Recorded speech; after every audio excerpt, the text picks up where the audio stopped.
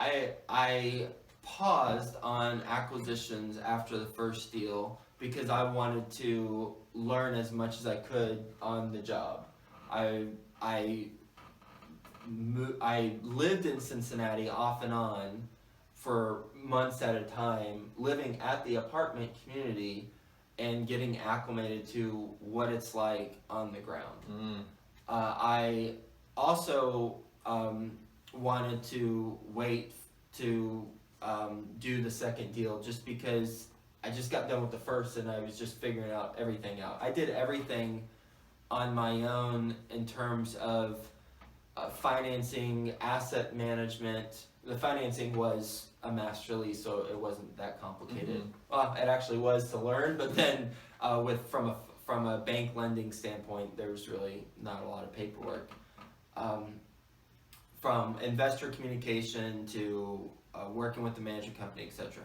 And there's a presentation I do at conferences, 10 lessons I learned or 10 mistakes I made on multifamily syndication, and all those 10 have to do with the first deal.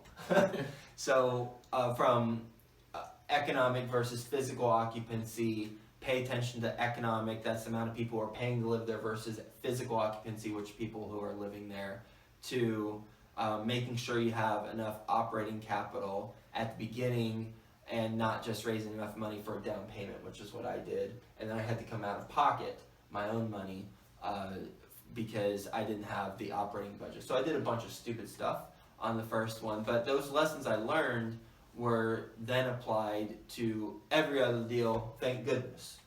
And I waited 2 years. August of 2015 is when I closed on the second deal with my current business partner, Frank. And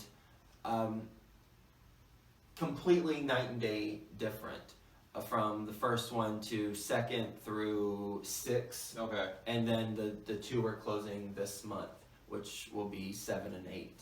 And the difference is through the time that I had on the first deal, I realized what I'm good at, what I'm average at, what I suck at.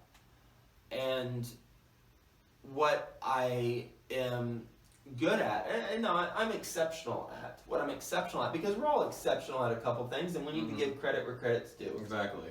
What I'm exceptional at is connecting with people and marketing. That's what I'm exceptional at.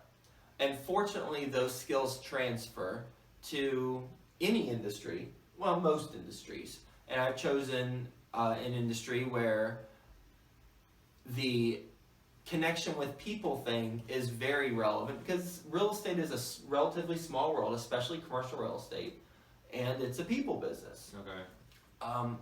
And so my focus and what I love doing is connecting with investors, identifying, I'd say another thing I'm not exceptional but very good at is seeing the big picture and the opportunity, knowing which questions to ask. So I can identify the opportunity, and I can punch holes in potential opportunities and try and go against doing the deal, and then I can bring the equity. So I bring the money, and then my business partner, who has 10 years of experience in this business doing underwriting, created his own financial model, and has the asset management experience of $500 million worth of apartments all across the US. He brings to the table those skills. And when we partner up, which we have on the last 6 deals and the 2 that we're closing on, we're both able to excel at a very high level, because we're both incredibly good at those specific areas. And we do overlap some. I do some underwriting. He does some money raising. We both do some asset management, but we have our primary and secondary responsibilities. So in order to scale, because I went from 4 single family homes to then 1 apartment building, but then straight up up the ladder on real estate investing when I partnered, and I identified I was honest with myself. We have to be honest with ourselves. What are we really exceptional at? If we were to compete against everyone else in the world in one category, what do we feel most confident in that category will be for us to have the highest degree of success? And that's something we have to think about, and we have to identify, because when we identify our special talent, then the money will come, assuming that it's an industry that can be monetized, which most industries can be. Therefore, when I partnered with him, the second deal, now I'm going to get specific about the second deal, we bought it for $14 million.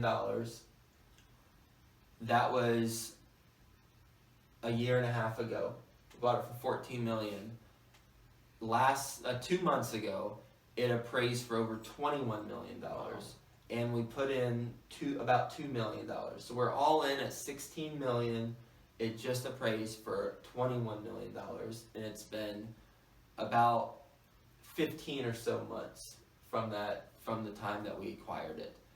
I've returned over 36% of investor equity just on that deal, or just on that refinance, not including the returns that we had paid out up until that point. So all in, about over 40% has been returned in less than 2 years. Incredible.